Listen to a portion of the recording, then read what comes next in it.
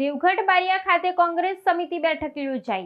સંગઠન સૂચન અભિયાન હેઠળ તાલુકા અને શહેર પ્રમુખની વરણી કરાઈ। આ પ્રક્રિયામાં દાહોદ જિલ્લા કોંગ્રેસ સમિતિ પ્રમુખ તેમજ પ્રદેશમાંથી પ્રતિનિધિ ઉપસ્થિત રહ્યા હતા। તાલુકા પ્રમુખ ઈશ્વર વાખડા અને શહેર પ્રમુખ તરીકે રાજેશ રાવળના નામો જાહેર કરાયા।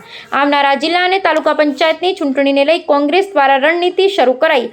દેવગઢ બારિયામાં મનરેગા કૌભાંડને લઈ ભાજપની કડીઓ તૂટતી જતી હોય તેમ જોવાઈ રહ્યું છે।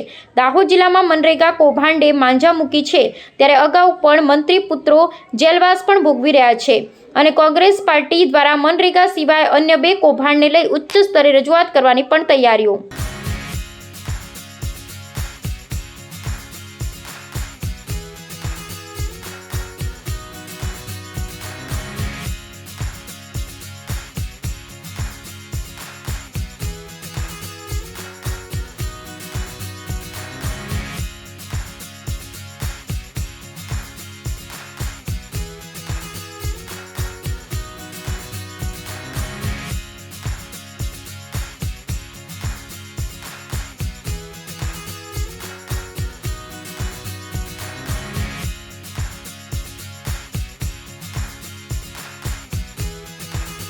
સમાચારોની ઝડપી અપડેટ માટે હમણાં જ સત્ય સ્વરાજ ન્યૂઝ ચેનલને લાઇક, શેર અને સબસ્ક્રાઇબ કરો।